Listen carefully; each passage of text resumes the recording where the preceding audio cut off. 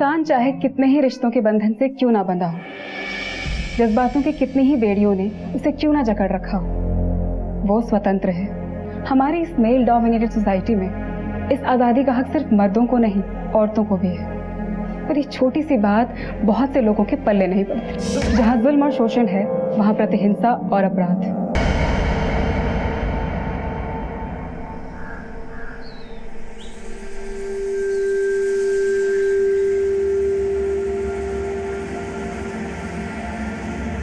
जा जा जा बोल ला। बोलू युवराज इधर आओ, इधर आओ। अरे ये देखो इधर क्या है।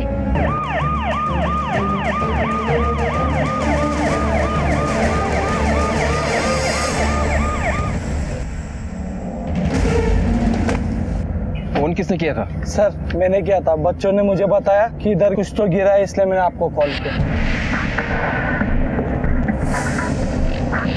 महेंद्र, उठा कर लाओ।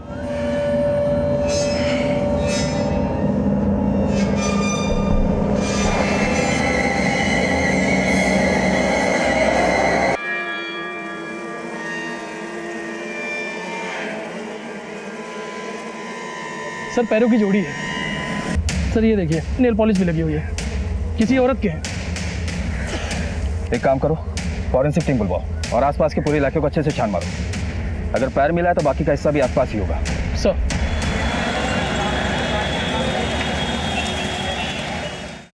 पता नहीं आई थी क्या माँ? कहाँ चले गए। नहीं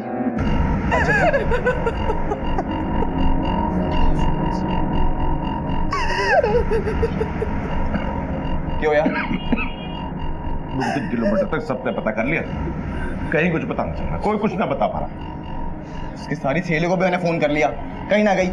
और वो डॉक्टर का बच्चा बिना एक फोन ना उठा रहा, 1000 फोन कर लिया उसको सुबह से। बाप ने फोन करता हूं मैं, रुक। मैं भी करता हूँ। सर पैरों को बड़ी ही सफाई से किसी सर्जिकल नाइफ से काटा गया। अंदाजा है किसी पैरामेडिक स्टाफ या खुद किसी डॉक्टर ने काटा। सर डॉक्टर ने? उस इलाके से कोई और संदिग्ध मिला? नहीं सर, पूरा इलाका छान मारा लेकिन कहीं से कुछ भी हाथ नहीं लगा। मिलेगा महेंद्र, ये जो भी है किसी के लाश को टुकड़ों टुकड़ों में ठिकाने पर लगाने की कोशिश करो। पैरों पर कोई खास निशान या टैटू?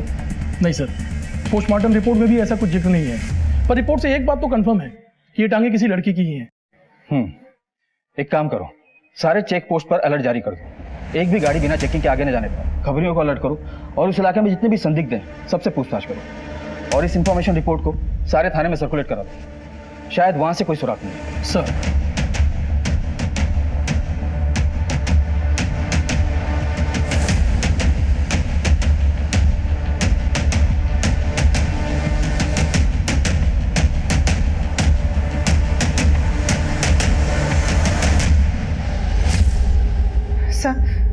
ये मेरी बेटी मधु की फोटो है। मधु के पति का फोन आया था, जरूर वो अपने पति के पास ही गई होगी। अरे काहे का पति?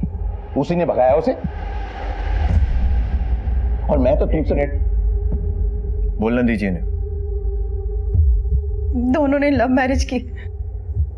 लड़का डॉक्टर है। 3 हफ्ते पहले ही दोनों हमसे मिलने आए थे। पापा ये वीरेन है। मैं जिस हॉस्पिटल में काम करती हूँ वहां पे ये डॉक्टर है। तो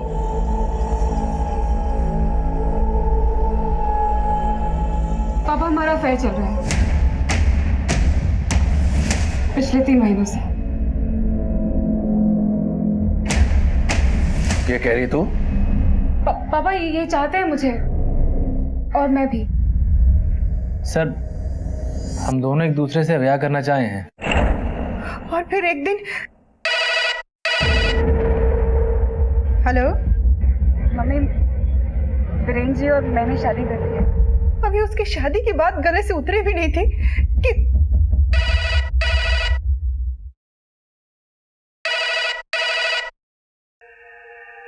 हेलो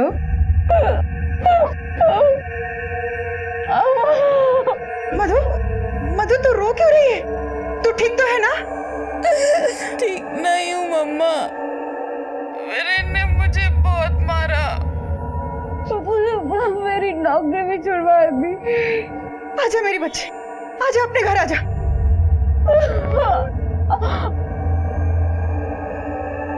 सर, वैसी हालत में मैंने वही किया जो एक माँ करती। मधु लौट के आ गई।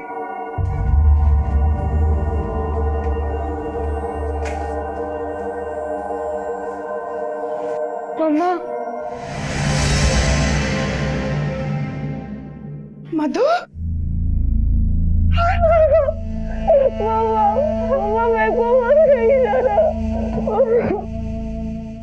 साहब, मधु ने अपने पति को छोड़ दिया था, लेकिन उसके पति ने उसको नहीं छोड़ा। मधु, ये बार बार किसका फोन आ रहा है बेटा? बात तो कर ले।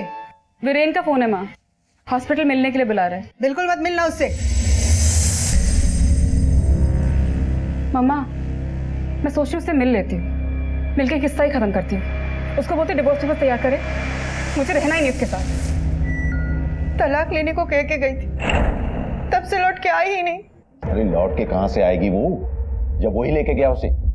हाँ साहब, सुबह से 1000 फोन कर लिए उस डॉक्टर के बच्चे को, एक भी ना उठाया।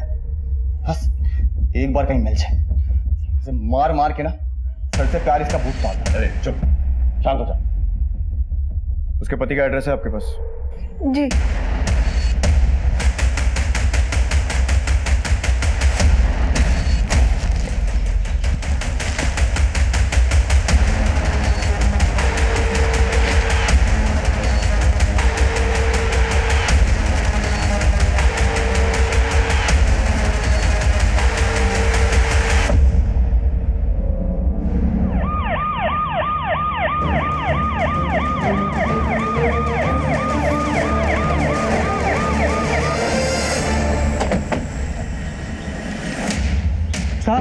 साहब ये देखो, ये देखो। सर, औरत के हाथ है। लगता है किसी को बेरहमी से मारकर कोई लाश को टुकड़ों में ठिकाने लगा रहा है। कौन हो सकता है?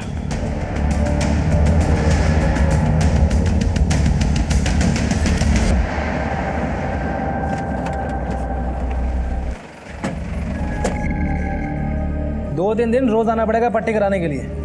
वैसे तो दर्द होगा नहीं। भैया जी, पुलिस आई है। पुलिस? अरे छोरी तो मजे में थी अठे, लेकिन एक दिन पता नहीं क्या हुआ, क्या भूत सवार हुआ, सुबह बैग उठाया और चल दी। आप डॉक्टर वीरेन नागपाल। पत्नी कहाँ है आपकी? मैंने भेजा नहीं है सर। क्यों?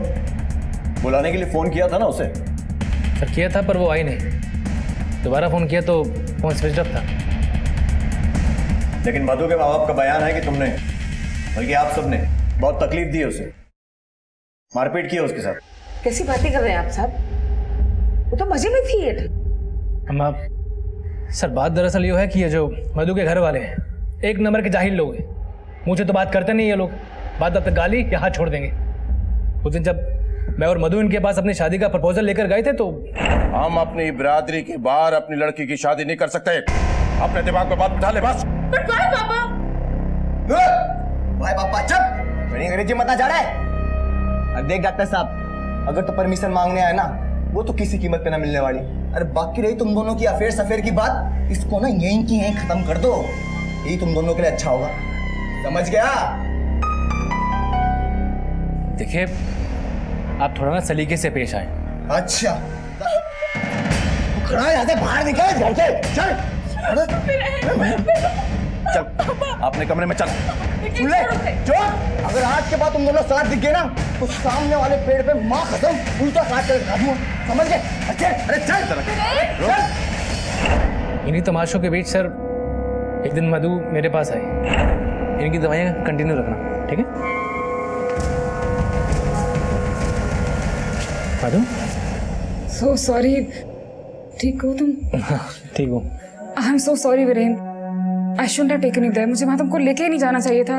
ओके बाबा, तुम्हें पता तुम्हारे बापू और भाई को तो कब की जेल हो जानी चाहिए थी। उनके बारे में छोड़ो, मेरे बारे में सोचो। शायद मेरा कल से यहाँ पे हॉस्पिटल में आना बंद करवा दे वो लोग। फिर बताओ क्या करना है? शादी कर लेते हैं। और फिर हमने शादी कर ली। मधु ने जब हमारी शादी के बारे में अपने घर वालों को बताया तो हमारे घर आने की जरूरत नहीं है, टांगे काट दूंगा तेरी। वो सब तो ठीक है, लेकिन फिर रोते हुए वापस क्यों चली गई थी वो? सर मधु को गलतफहमी हो गई थी। कैसी गलतफहमी? सर मधु मॉडर्न लड़की है, उसका रहना सहना कपड़े लत्ते सब, भले ही डॉक्टर सही लेकिन गांव में रहने वाला इंसान है, अपने संस्कारों से जुड़ा हुआ, अपनी मिट्टी से जुड़ा हुआ, और ये सब मधु को जचा नहीं।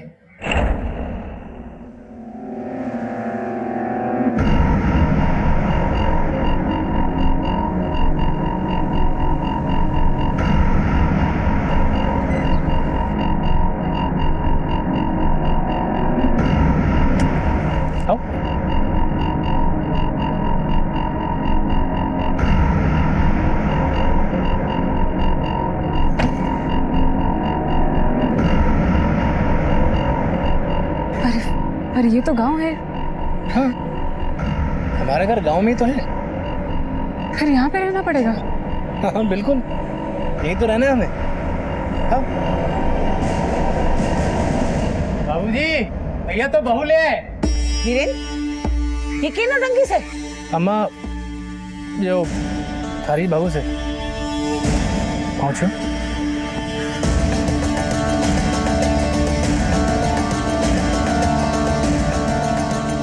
ब्याह करने से पहले बता तो दिया होता। बापू अब भीतर चलिए, हम बताते हैं। अम्मा आइए। सर वैसे तो मधु को गांव में घुसते ही प्रॉब्लम शुरू हो गई थी। सर मधु शहर की लड़की थी और हम ठहरे गांव वाले, लेकिन जब मेरे अम्मा बाबूजी ने उसके रहन सहन पर आपत्ति जताई तो अम्मा हम अस्पताल जा रहे हैं।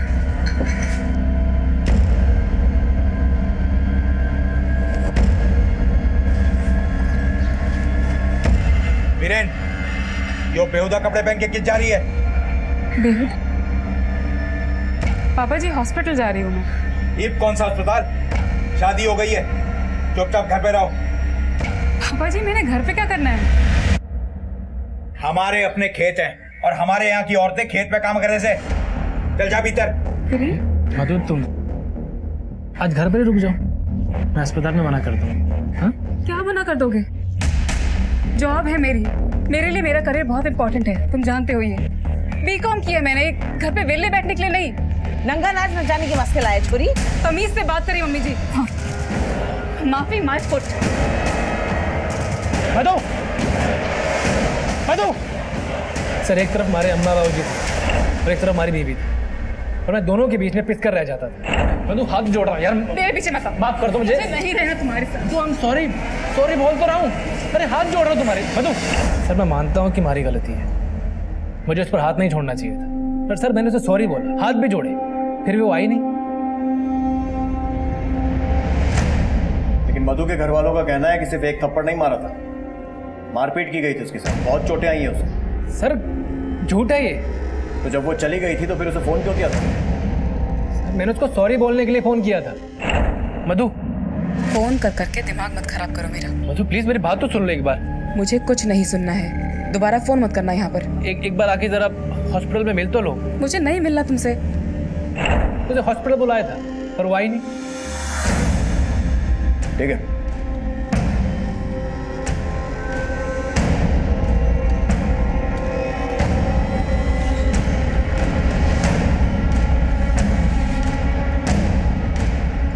ए सुनो, चलो। मैं कहाँ जाऊँ? अरे चलो, कुछ पूछताछ मैंने कर। क्या किया साहब? चलो। अरे साहब मुझे कहाँ ले जा रहे हो? चल चल बता। अरे साहब चल। अरे मैंने क्या किया साहब? मुझे कहाँ ले जा रहे हो? किया नहीं है, बता देखा क्या है? मैंने कुछ नहीं देखा साहब। अच्छा, तो अंदर पूछताछ में तेरे तोते क्यों उड़ रहे थे? कम, इसको थाने लेके चल, चाय पानी देंगे ना, सब बोलेगा। चल चल। साहब पूरी बात तो नहीं मालूम, लेकिन बीरेन भैया अक्सर फोन पे बात करते हैं।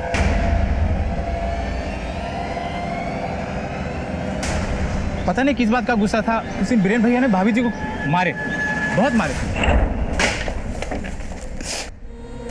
मधु किस जा रहे थे? क्या है? अरे चल के अम्मा बाबूजी से माफी मांगो, चलो। माफी तो मैं मांगने से रही, और तुम क्या कह रहे थे? मेरे पापा जाहिल हैं, तुम्हारे पापा देहाती गवार है, भिखारी की तरह कपड़े पहनते हैं और बातें करते मवेशी जैसी। ठीक है। अरे साहब कित लेके जा रहे हो? सर मुझे क्यों लेके जा रहे हो? कुछ ना किया इसने। सर मैंने थप्पड़ ही मारा था। अरे साहब छोड़ो, हमारे छोरे ने। छोड़ दो। बैठ रे। कहाँ लेके जा रहे हो? साहब अरे कुछ ना किया इसने। साहब छोड़ो। अरे कहाँ ले गए? ये सब उस मनहूस छोरी की वजह से हुआ है। कीड़े पड़े उसके। सर मैं क्यों मारूंगा मधु को? हमारी बीवी है वो। फोन पर किससे बातें होती थी तेरी? डॉक्टर हूँ सर, हॉस्पिटल के कलीग्स हैं, मरीज हैं, सबसे बात होती रहती है। कॉल रिकॉर्ड से सब पता लग जाएगा कितने मरीज हैं और कितने कलीग्स हैं। सर हमारी बात मान नहीं रहे हैं। आप मधु के बापू और भाई को पकड़िए। उन्होंने ही गायब किया मधु को। सर उसका भाई तो पेट से लटकाने की धमकी दे रहा था कि इज्जत, जात, बिरादरी, समाज इन सब की बेड़ियां हैं सर उनके दिमाग में। मधु के पति वीरेन ने अब शक की सुई मधु के ही परिवार की तरफ घुमा दी थी। परिवार का मधु के प्रेम विवाह को लेकर आक्रोश इस बात को हवा भी दे रहा था। बहन और जीजा को मारने की धमकी दी थी ना तूने?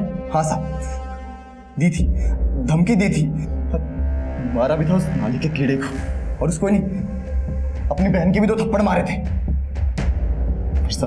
माँ की कसम, माँ की कसम, उससे ज्यादा कुछ नहीं, उससे ज्यादा कुछ नहीं किया, माँ कसम।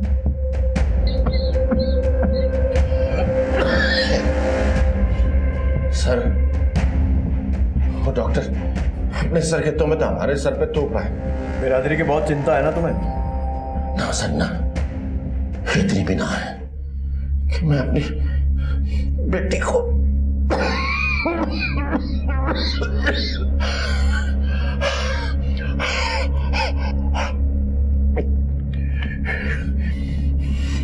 जिस दिन मधु गायब हुई थी कहाँ थे तुम? दुकान पे था सर, दुकान पे। जगदीश और उसका बेटा दुकान पर आए थे क्या? बाप बेटे रोज दुकान पे आते हैं, कभी नागा नहीं करते थे।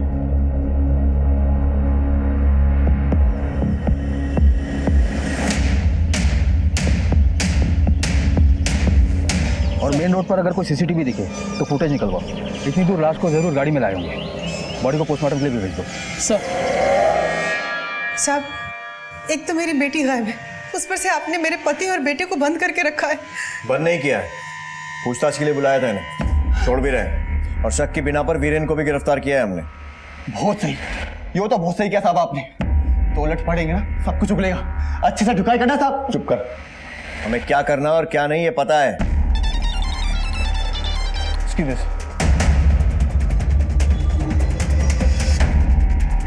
सर नाथुपुर झील के पास एक लड़की की डेड बॉडी मिली है।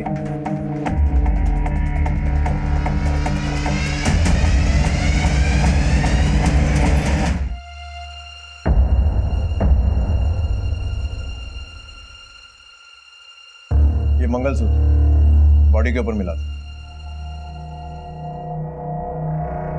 मम्मा मैं सोच रही हूँ उससे मिल लेती हूँ, मिलके किस्सा ही खत्म करती हूँ। उसको बोलती डिवोर्स पेपर्स तैयार करे, मुझे रहना ही नहीं उसके साथ।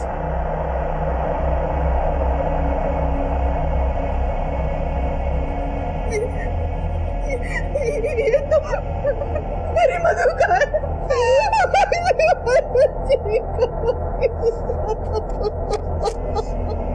पोस्टमार्टम के हिसाब से हत्या गला दबाने से हुई है और बहुत ही सफाई से बॉडी को 3 हिस्सों में काटा गया ताकि लाश को ठिकाने लगाया जा सके।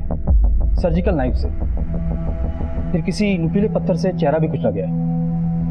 इतने तरीके से बॉडी को ठिकाने लगाने की कोशिश, कोई डॉक्टर भी हो सकता है? हो सकता है। बॉडी मिल जाएगी? हाँ महेंद्र, फॉर्मेलिटीज पूरी करके बॉडी फैमिली को हैंड ओवर करो। ठीक सर। सर ये मधु के केस की फाइल है, इसमें उसके सारे डिटेल्स, और अगर आगे की कार्रवाई के लिए हमारी जरूरत पड़े तो हमें कांटेक्ट कीजिएगा। Thank you. ये कुछ पेपर फॉर्मेलिटीज आप लोगों को कंप्लीट करनी है। आज हमारे साथ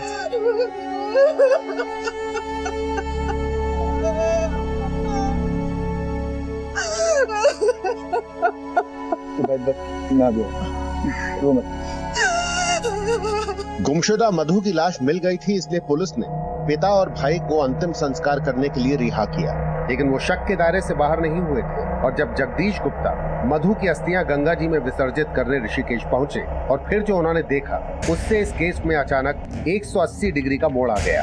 सर मैं मधु की अस्थियां लेकर ऋषिकेश गया हुआ था और उसकी अस्थियां विसर्जन करके बीपी की दवाई लेने एक दुकान पर रुका। दवा लेके जैसे ही पलटा तो मेरी तो जबान हलक पर टिक के रह गई। मैंने देखा सामने मधु खड़ी थी। मैं जोर से चिल्लाया, मधु मधु, और उसने जैसे ही मेरी आवाज सुनी गायब होगी। भाग गई। भीड़ थी, मैं हटा के जैसे वहां तक पहुंचा तो कोई भी नहीं।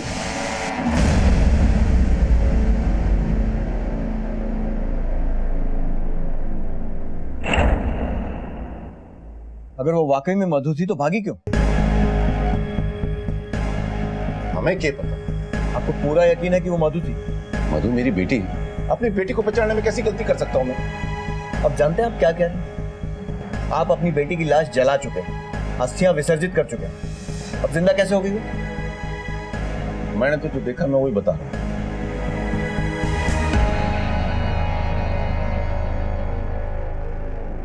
सर ये मेडिकल स्टोर का फुटेज। सर देख, वही कद काटी है, तो सलवार भी वैसी पहन रखी है, पर चेहरा तो नहीं दिख रहा है ना? सर मैंने सामने से देखा है। क्या लगता है शर्मा? सर सीसीटीवी फुटेज देख के लगता है कि हो भी सकती है और नहीं भी, लेकिन जगदीश का कहना है कि ये मधु ही है। एक बात तो तुमने सही कही, ये केस घूम फिर कर बाप बेटे पर आ रहा है। कहीं ऐसा तो नहीं है कि दोनों तमाशा खड़ा करके हमें भटकाने की कोशिश कर रहे हैं? सर ये बात मीडिया तक भी पहुंच चुकी है। पुलिस के सामने बड़ा प्रश्न ये था कि किस पर विश्वास करें, मां पर जिसने बेटी की लाश की शिनाख्त की थी, या पिता पर जो उसे जिंदा देखने का दावा कर रहा था। कहीं इस खेल में मधु के पति डॉक्टर वीरेन का हाथ तो नहीं था? मधु की मानो उस लाश को मंगलसूत्र से पहचाना था ना? Right sir.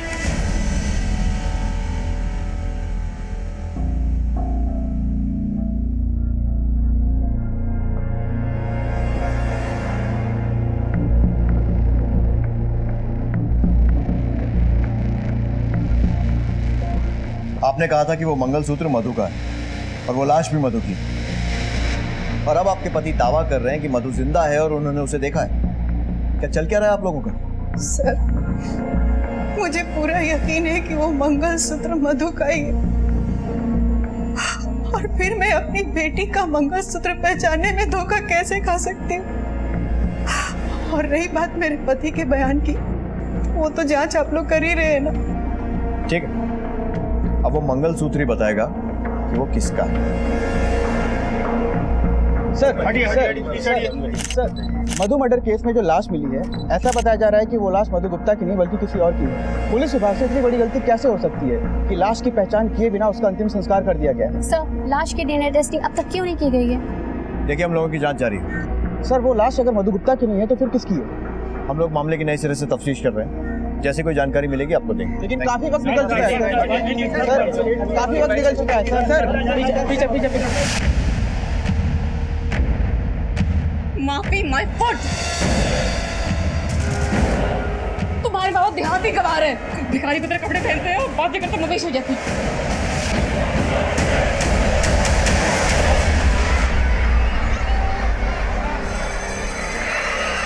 मेरी बात तो सुनिए। देखिए मैं 3 दिन से आ रहा हूँ, लेकिन मेरी वाइफ को कुछ पता नहीं चलता। ये मैं आपको 3rd टाइम बता रही हूँ कि सीमा मैम यहाँ 3 दिन से नहीं आई।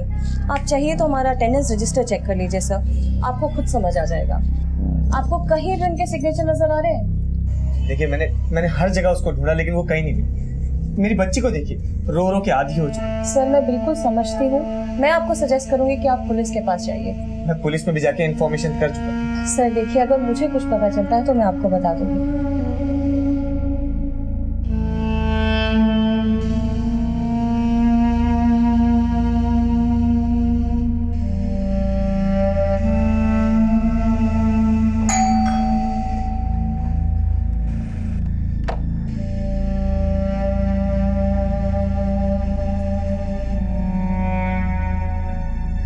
दामाद जी कुछ पता चला सीमा का? नहीं पापा, कुछ पता नहीं चला। दामाद जी एक बार पुलिस से फिर से पता करो ना, शायद कुछ पता चल जाए। पापा पुलिस से भी बात, वो कहते हैं कि पता चलेगा तो आपको इन्फॉर्म कर देंगे, फिर भी आप कहते हैं तो।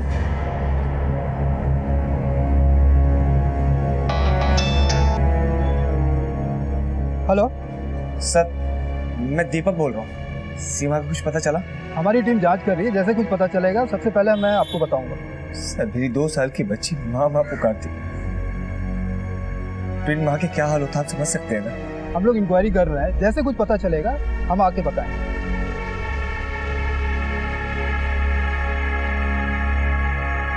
पुलिस ने असली मृत महिला तक पहुंचने के लिए मंगलसूत्र पे मिले मार्क के आधार पर एक एक ज्वेलरी शॉप को टटोलना शुरू किया।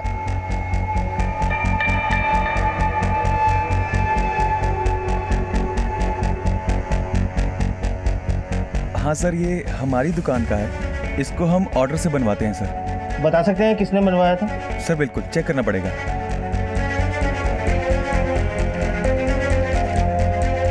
ये मंगलसूत्र दीपक चावला ने खरीदा था। दीपक चावला? जी सर। इसका एड्रेस मिलेगा हमें? जी सर। सर 17B सूरज अपार्टमेंट, घोड़ा मोड़, बबाना। Thank you.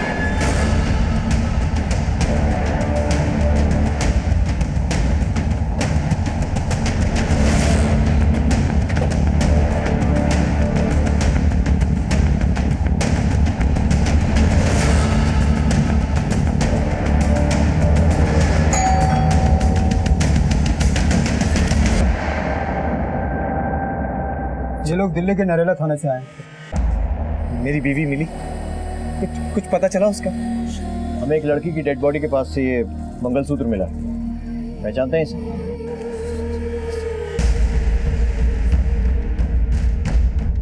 सर, ये मेरी सीमा का मेरी सीमा का है।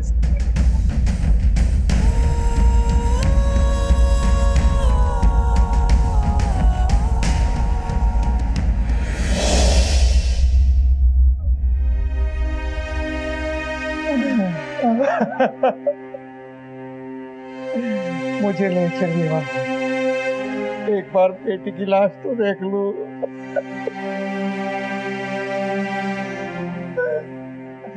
दरअसल एक परिवार ने आपकी बेटी की शिनाख्त की थी और उसी परिवार ने उसका अंतिम संस्कार भी कर दिया।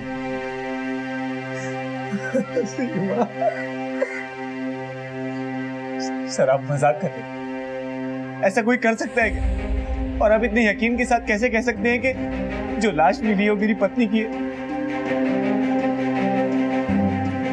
देखिए, उसी बात को वेरीफाई करने के लिए आपकी बेटी की डीएनए से बॉडी के डीएनए को मैच करवाना जरूरी है। अब ये सब क्या हो रहा है और ये सब क्या बोल रहे हैं? और ये मंगलसूत्र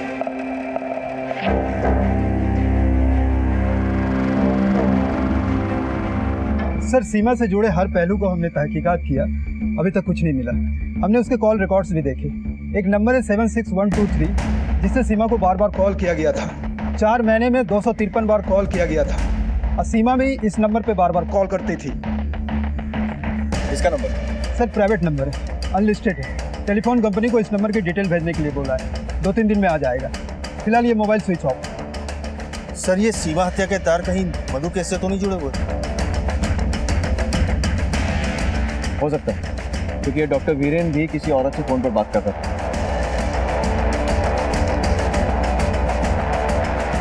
पता करो कि इस डॉक्टर वीरेन और सीमा का कोई कनेक्शन है क्या। Okay sir, thank you.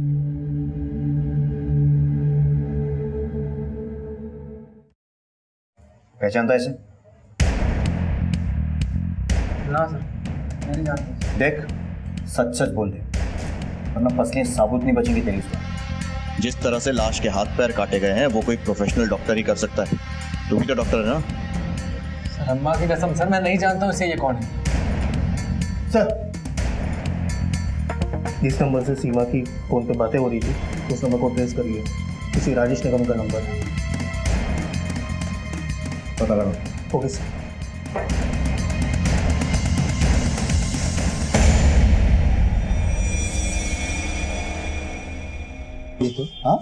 हाँ जी कहिए। पुलिस नरेला थाने से। अच्छा, ये मैं बात नहीं। हाँ सर कहिए। ये नंबर आप ही का? जी हाँ, मेरा नंबर है। तो स्विच ऑफ क्यों है? सर वो बिल ज्यादा आ रहा था इसलिए मैंने वो नंबर ही हटा दिया। जिस तरह अपनी गर्लफ्रेंड को रास्ते से हटा दिया। कौन गर्लफ्रेंड? सीमा, जिससे पिछले 6 महीने से आप लगातार फोन पे बातें कर रहे थे। सर सीमा मेरी गर्लफ्रेंड नहीं है, वो एक परेशान औरत है, हमेशा पैसे के लिए रोती रहती है और 1 हफ्ते से वो एब्सेंट है। वो एब्सेंट इसलिए है क्योंकि उसका मर्डर हो गया है। क्या? ओह माय गॉड, कब? ये तो आप ज्यादा बेहतर बता सकते हैं कि कब, कहां और क्यों, क्योंकि मर्डर से 1 रात पहले भी उससे आपकी बात हुई थी फोन पर। ठीक है सर, मैं मानता हूँ, मैं उनसे रोज बात करता था। उसे पैसे की प्रॉब्लम थी, इसके लिए शायद वो डिप्रेशन की शिकार थी सर। तो मेरे और उसके बीच में एक हमदर्दी का रिश्ता था। उसका सुसाइडल नेचर था सर। एक दिन स्कूल के छत से कूदने लगी। अच्छा हो गया प्यून ने देखा। सर मैंने उसे बहुत समझाया। मुझे उसकी टेंशन होती थी, इसलिए मैं उसे कॉल करता। देखिए मर्डर केस है और क्रिमिनल अभी तक पकड़ा नहीं गया, और जब तक क्रिमिनल पकड़ा नहीं जाता आप ये शहर छोड़कर हमें बिना बताए जा नहीं सकते। जी। सीमा के डिप्रेशन की क्या वजह थी? डिप्रेशन तो नहीं था सीमा को, वो तो बहुत खुश थी अपनी बेटी और पति के साथ में। लव मैरिज थी दोनों की। अच्छा, सीमा ने कभी आपको पैसे की तंगी के बारे में बताया था? कोई फाइनेंशियल क्राइसिस? नहीं सर, कोई फाइनेंशियल क्राइसिस नहीं था। दीपक ठीक ठाक कमाता है, 2-4 बिजनेस है उसके। सीमा से उसकी कोई शिकायत भी नहीं सुनी मैंने।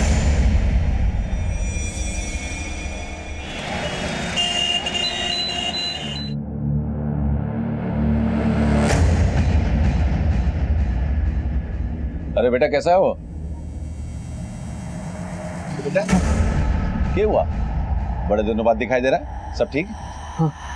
कहाँ गया था? हाँ अंकल, वो अलीगढ़ गया था। 1 किलो चीनी देना। हाँ हाँ देता हूँ। अलीगढ़ में कहाँ गया था बेटा? मेरे चाचा रहते हैं। अच्छा, कौन से वाले? दिवाकर चाचा। अच्छा, जो कनाडा रहते थे वो इंडिया आ गए? तुल गई चीनी। और घर पे सब बढ़िया? अरे काय का बढ़िया बेटा। मधु ने पहले अपनी मनमर्जी की शादी करी, नाक कटवा दी हमारी, फिर 4-5 दिन से गायब है। पता ही नहीं चल रहा। थाने घूम घूम के तक लिए, सारे एरिया में पता कर लिया, कुछ ना पता चल रहा। बेटा मधु तो तेरे बचपन की दोस्त है, स्कूल की, तेरे से कुछ कह के गई, तेरे को कुछ पता है? नहीं तो चल मैं चलता हूँ। अरे कुछ तो, अरे बता तो सही। अरे बेटा अपनी चीनी तो ले जा।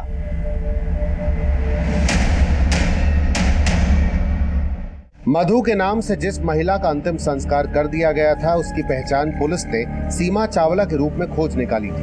मधु, उसके पति डॉक्टर वीरेन और सीमा का आपस में क्या संबंध था? अगर था तो क्या था? जैसे ही मैंने मधु का नाम लिया वो भाज लिया। बहुत घबराया हुआ था, जैसे सांप देख लिया वो। किसकी बात कर रहे हो? साफ साफ बताओ क्या हुआ? मैं दुकान पे खड़ा था, वो आया। क्या नाम बताया? गौतम। वो मधु का स्कूल का दोस्त है, अक्सर मिलता रहता है उससे। एड्रेस दो उसका। जी।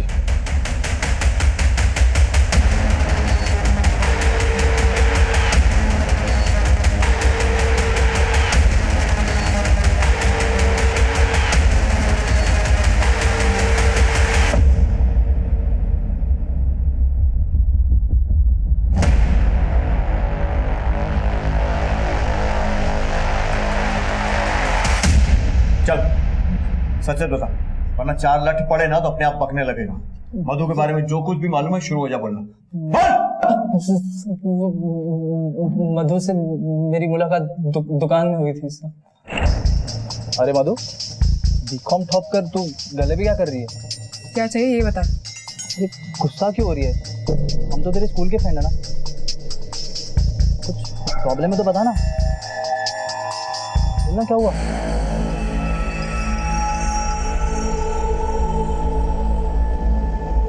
कई बार हम दुकान में ही मिलने लगे और धीरे धीरे उसने अपने दिल का दर्द मुझे बताना शुरू कर दी। मेरी लाइफ भी कितनी स्ट्रेंज है। जहाँ एक और जिद करके शादी करी, अब मुझे मिला ही क्या? पति से धोखा और उसके घर वालों से इतनी नफरत, और दूसरे ओर मेरे अपने घर वाले भी जल्लाद हुए पड़े।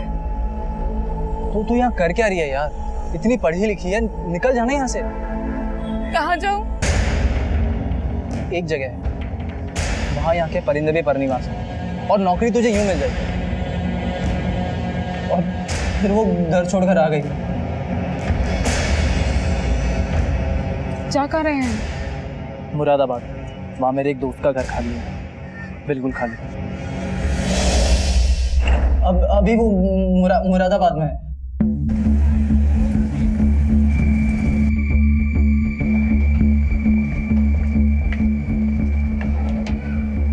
मुरादाबाद से योगेश पांडे बोल रहा हूँ। यहाँ पे तो ताला लगा हुआ है। मैंने आसपास के लोगों से पूछताछ की तो पता चला कि मधु यहाँ से जा चुकी है। ओके आशम सर, मधु मुरादाबाद से निकल गई है। इसका मतलब वो भाग रही है, और भागता वही है जिसके दिल में चोट है। हेडक्वार्टर को अलर्ट कर। ये बात तो साबित हो गई डीएनए रिपोर्ट से कि जो लड़की मरी है वो मधु नहीं है। बाकी बातें मधु के पकड़े जाने पर ही क्लियर हो। सर, मैंने आसपास के सभी थानों में इन्फॉर्म कर दिया।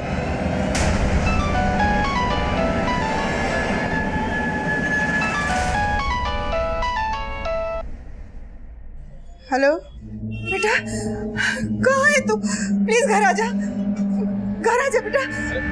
कौन है? इसका फोन है? हेलो हेलो, कौन बोल? हेलो, किसका फोन? मधु का।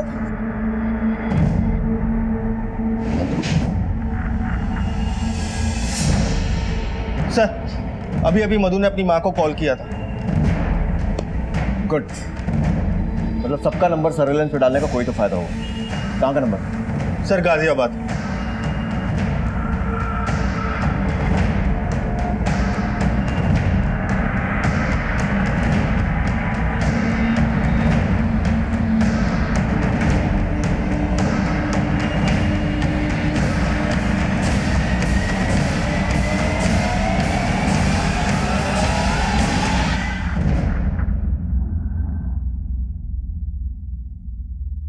तुम्हारा फैसला भले ही सही हो, लेकिन तरीका बहुत गलत चुना तुमने। जल्दबाजी में उठाए कदम के नतीजे तो तुम देख ही चुकी हो। देखो मधु, लाइफ में कुछ भी थाली में सजा कर नहीं मिलता है। रिश्तों को निभाने के लिए, चीजों को पाने के लिए बहुत मेहनत करनी पड़ती है, और कई बार हालात से समझौता भी करना पड़ता है। तुमने लाइफ को सिर्फ अपनी मर्जी से जीने की कोशिश की, बिना ये सोचे कि दूसरों पर क्या असर पड़ेगा, और इसीलिए आज सब कुछ होते हुए भी तुम्हारे पास कुछ नहीं है। मुझे अपने उस जाहिल पति और उसके गवार परिवार के साथ नहीं रहना है, ना इन जिद्दी और गुस्से से भरे लोगों के साथ। मुझे अकेले और आजाद रहना है सर। अपनी जिंदगी अपने उसूलों पे जीनी है, कुछ बनना है मुझे। किसी की जिद के गुलाम नहीं बनना, और ना किसी की मार कुटाई सहनी है मुझे। और अपना झूठ छुपाने के लिए तुमने सीमा को मार दिया।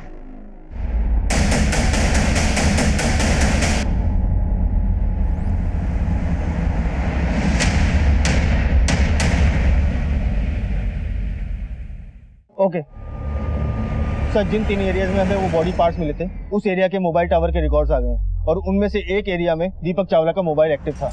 बाकी 2 पर? सर, बाकी की 2 जगह पे एक्टिव नहीं था। इसका मतलब ये बात तो पक्की है कि दीपक चावला 3 में से एक जगह पर मौजूद है, और हो सकता है कि बाकी 2 जगह पर उसने किसी और की मदद से वो बॉडी पार्ट्स भिजवाए। बाकी 2 नंबर की डिटेल्स भी करो, पता करें कि इस दीपक चावला और इन दोनों नंबर्स में क्या कनेक्शन है। Okay sir. मैंने कुछ नहीं किया सर, मेरी बात तो सुनिए। सब पता चलेगा क्या किया तूने। मैंने कुछ नहीं किया सर। चल बता अपनी कहानी शुरू। जिंदगी बर्बाद हो गई थी मेरी सर, मेरा बिजनेस भी ठप हो गया। मैंने उसे कितनी बार कहा कि अपने पापा से जाके पैसे लेकर उसके पापा के फ्लैट के अच्छे दाम भी लगवा दिए थे, लेकिन वो मानने को तैयार नहीं था। उसके दिए हुए चिल्लर पैसे से मैं कब तक जिंदगी जीता। एक तरफ वो पैसे लाने को तैयार नहीं थी, और दूसरी तरफ उसके स्कूल के प्रिंसिपल से उसकी बढ़ती हुई दोस्ती। Thank you sir. आपको पता नहीं, आपसे बात करके मुझे कितना सुकून मिलता है। आप तो मुझे मेरे हस्बैंड से भी ज्यादा समझते हैं। Thank you for helping me. कल मिलते हैं। Good night sir.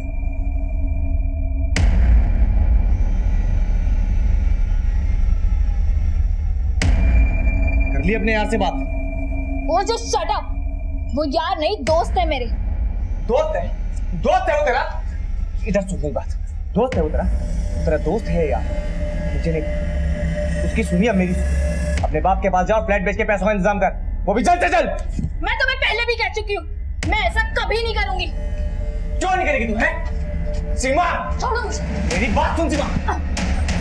क्यों नहीं करेगी? हाँ, मुझे 1 हफ्ते के अंदर 30 लाख रुपए चाहिए, समझ ली? 1 रुपया नहीं मिलेगा तुम्हें।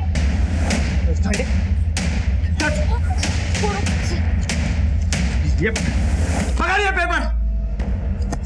क्या ये? अपने बाप के पास जा, और इन पेपरों पे सिग्नेचर करवा के लाते बाप से। किस चीज के पेपर हैं ये? प्रॉपर्टी। साइन? कोई साइन नहीं करूंगी मैं इसमें, कभी भी नहीं, समझे तुम?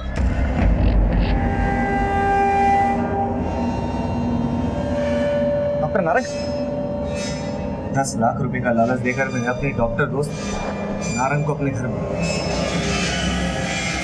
और फिर सीमा की लाश के टुकड़े कर कर मैंने अलग अलग जगहों पे ठिकाने लगा दिए।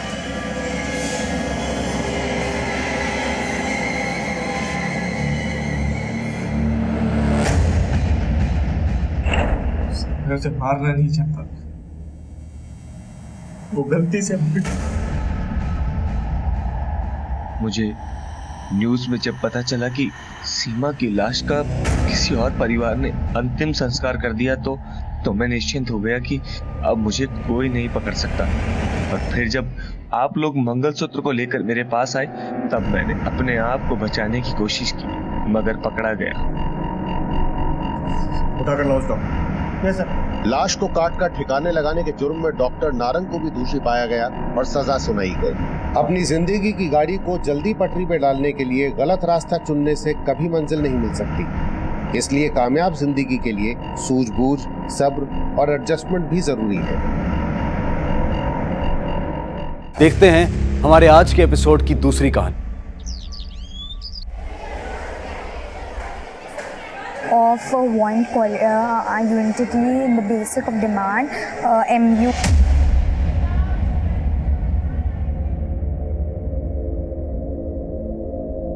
ज्योति, ऐसे लास्ट मोमेंट तक पढ़ेगी ना तो तेरा दिमाग थक जाएगा, और जब तो एग्जाम देने जाएगी तो कंफ्यूज हो जाएगी। हाँ मम्मी, बस थोड़ा सा ही। सुन, थोड़ा सा ना दिमाग को आराम दे, मैं बताती हूँ कैसे। देख, ये जो हमारे नाक का जो ये राइट वाला हिस्सा होता है ना, उसको बंद कर और लेफ्ट वाले हिस्से से लंबी लंबी सांसें ले, ऐसे।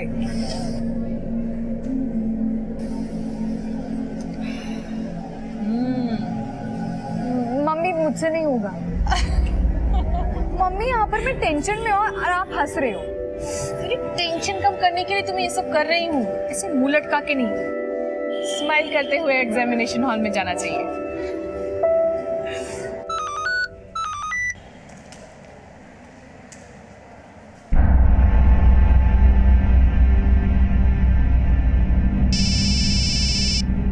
हेलो, मैसेज चेक किया तूने? देख ही रही थी। क्या भेजा तूने? अरे आज के इकोनॉमिक एग्जाम के क्वेश्चन पेपर का फर्स्ट पेज है। मेरे हाथ लगाए, अगर तुझे चाहिए 5000 देना पड़ेगा, क्योंकि मैंने 10,000 में खरीदा है वो। 10,000? वृंदा, तुझे किसी ने बेवकूफ बनाया। बोर्ड्स का पेपर कभी लीक नहीं होता है। बेवकूफ तू है पागल, जो गोल्डन चांस मिस कर रही है। यही क्वेश्चन आने वाले हैं आज।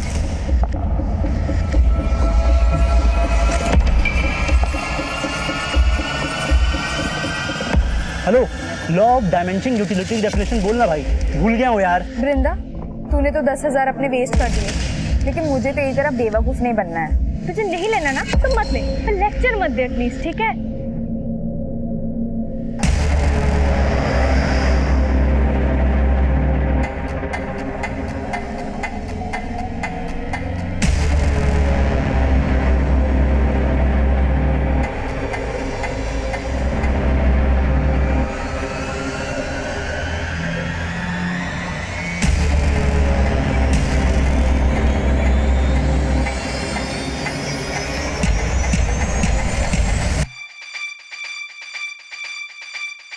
ध्यान रहे, सील एग्जाम शुरू होने से 15 मिनट पहले ही खुलनी चाहिए।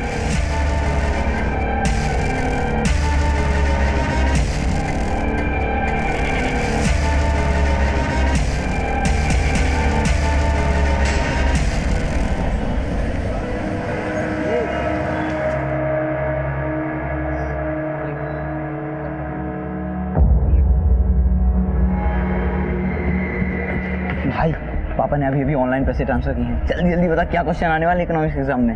तुम सबने 2-2 बार ट्रांसफर करा? हाँ। जल्दी बता। सुनो question number 1, state 1 example on positive economics.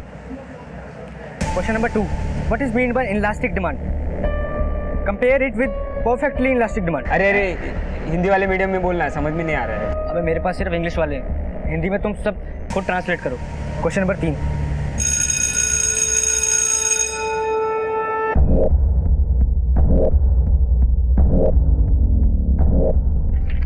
अरे ये प्रोडक्ट बिहेवियर एंड सप्लाई वाले नोट्स क्यों नहीं मिल रहे हैं? अरे इनलास्टिक डिमांड का मतलब क्या है हिंदी में? इनलास्टिक डिमांड का मतलब है मांग का लोच। बना ले सूरा, मेरे दिमाग का दही मत करो। अरे भाई जल्दी जल्दी, सेकंड बेल बच गई है।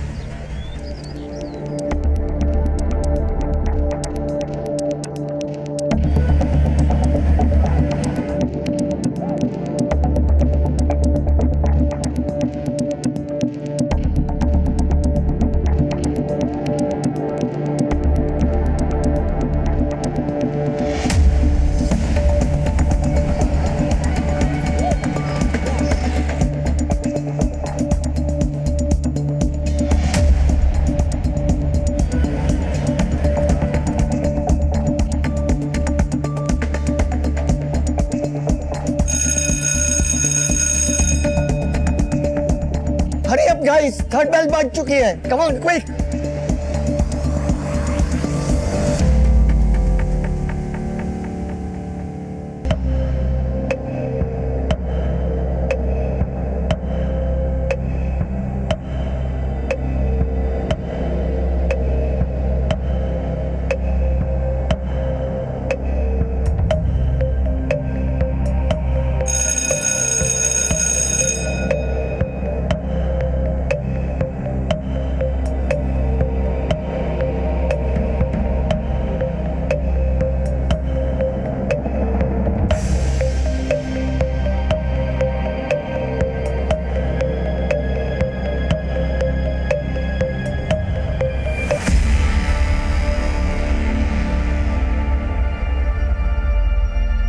मैसेज चेक किया तूने?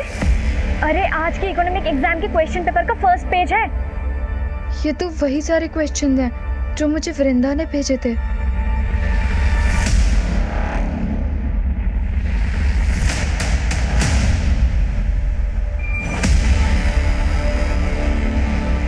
हाँ ज्योति गई अंदर, अब तक तो एग्जाम भी शुरू हो गया होगा। Okay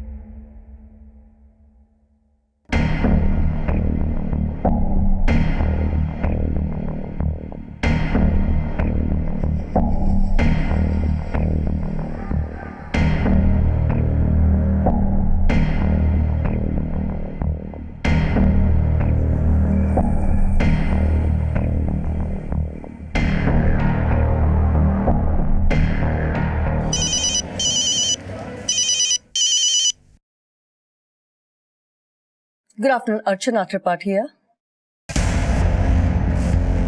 What? मुझे मेल कीजिए अभी।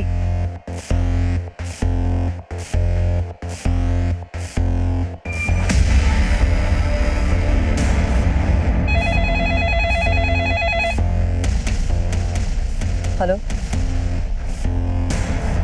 Yes, I'm aware of that. I'll get back to you in some time.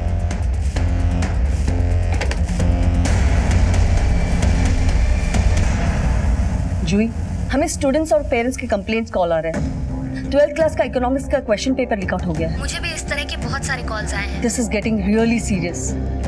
तुम अपने साइड से पता करो कि ये पेपर सिर्फ अपने ही स्टेट में लीक आउट हुआ है या इंडिया के 4173 सेंटर्स में भी लीक हुआ है। तब तक मैं पुलिस को इन्फॉर्म करती हूँ। ज्योति आजा बेटा, खाना खा ले। ज्योति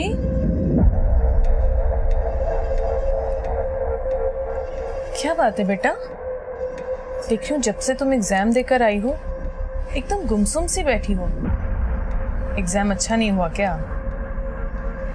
वृंदा सही बोल रही थी, इकोनॉमिक्स पेपर लीक हुआ था। क्या? हाँ मम्मी, कई स्टूडेंट्स के हाथों ये पेपर लगा। सब रट्टा मार के आए थे। सबके अच्छे मार्क्स आएंगे पर मेरे अच्छे मार्क्स नहीं आएंगे। जिनको मुझसे कम मार्क्स आते थे उनको मुझसे ज्यादा मार्क्स आएंगे और मुझे अच्छे कॉलेज में एडमिशन नहीं मिलेगा। ऐसा कुछ नहीं होगा, सब ठीक हो जाएगा। और फिर जो तुम लिख कर आई हो उसके मार्क्स तो तुमसे कोई नहीं छीन सकता ना। देखना इस बार भी तुम्हें अच्छे मार्क्स आएंगे।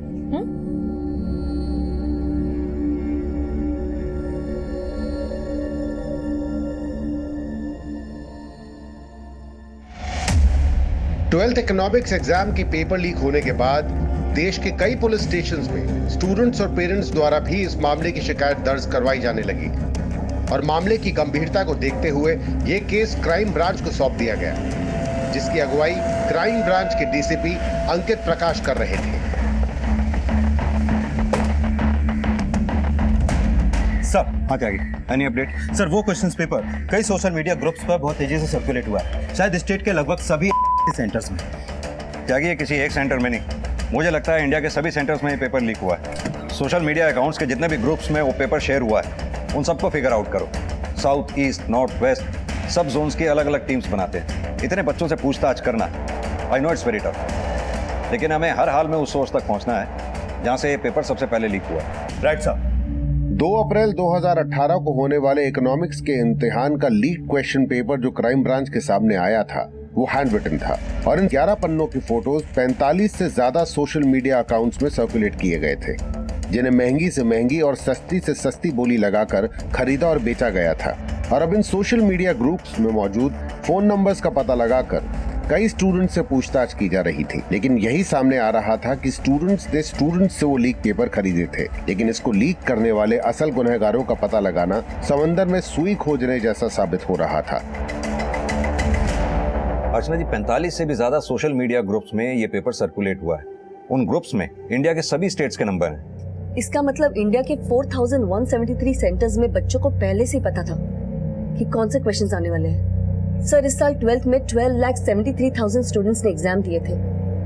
सबका फ्यूचर दांव पे लगा हुआ है, सब उस सोशल मीडिया की वजह से। नहीं अर्चना जी, सोशल मीडिया सिर्फ एक जरिया है, असली अपराधी तो वो है जिसने ये पेपर लीक किया। वो handwritten paper English medium में था, जिसे इंग्लिश मीडियम के स्टूडेंट्स के साथ साथ हिंदी मीडियम के स्टूडेंट्स ने भी खरीदा, क्योंकि दोनों क्वेश्चन पेपर्स में क्वेश्चन सेम थे। अब जाहिर सी बात है, क्वेश्चन पेपर लीक करने वाला कोई स्टूडेंट तो होगा नहीं। सर, पर वो जो कोई भी हो, कोई ना कोई स्टूडेंट तो उसे जानता होगा ना। अर्चना जी, फिलहाल तो ये केस इसी चक्रव्यूह में फंसता नजर आ रहा है कि किस स्टूडेंट को ये क्वेश्चन पेपर किससे मिला, क्योंकि जितने स्टूडेंट्स इस पेपर को खरीदने वाले मिल रहे हैं उतने ही बेचने वाले भी। I can understand sir, it must be very tough on you to figure out कि असली कल्प्रिट कौन है। अर्चना जी, टफ तो जरूर है, but we can catch them with your support, क्योंकि एग्जाम आपके बोर्ड ने कंडक्ट किया, तो पेपर लीक होने के तार आपके बोर्ड से भी जुड़े हो सकते हैं। सर, मुझे नहीं लगता इसमें हमारे बोर्ड से जुड़ा हुआ कोई भी इंसान हो सकता है। हाँ, अगर आपको किसी पे शक हो तो आप प्लीज इन्वेस्टिगेट कीजिए, और अगर आपको मेरी मदद की जरूरत हो, I will always be there for you sir. Thank you ma'am.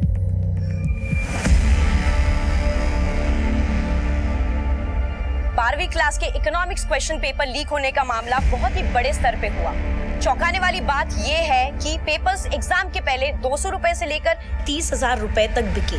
अब देखना यह होगा कि 12वीं क्लास के 12,73,000 स्टूडेंट्स में से उन स्टूडेंट्स को क्या इंसाफ मिलता है जिन्होंने पूरे ईमानदारी से एग्जाम्स दिए हैं। भारत के लगभग सभी राज्यों में स्टूडेंट्स और माता पिता सड़कों पे उतर आए हैं और नारे लगा रहे हैं।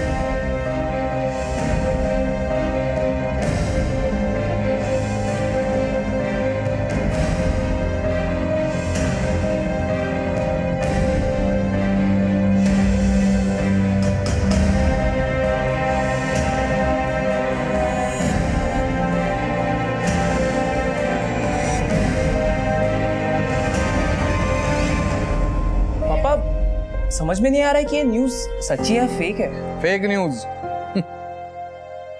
मुझे बताओ, तुमने पेपर अच्छा दिया है ना? हाँ पापा, 90% से कम आने का चांस ही नहीं। खत्म बात। पापा, आप यूएस के कॉलेज में मेरा एडमिशन तो करा रहे हो ना? बिल्कुल। मैंने तो यूएस में तुम्हारी कॉलेज देखने का प्लान भी बना लिया है, उसी बहाने यूएस भी घूम लेंगे। हेलो? नहीं, पापा बोल रहे न्यूज़ फेक है। क्या?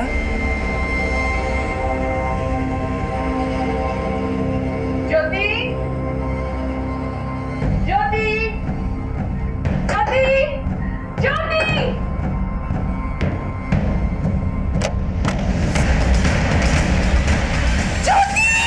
सर, आई नो कि मैटर बहुत सेंसिटिव हो गया है, we are still trying to figure out sir, paper leak करने में किसका हाथ है। Sir ji sir, okay sir.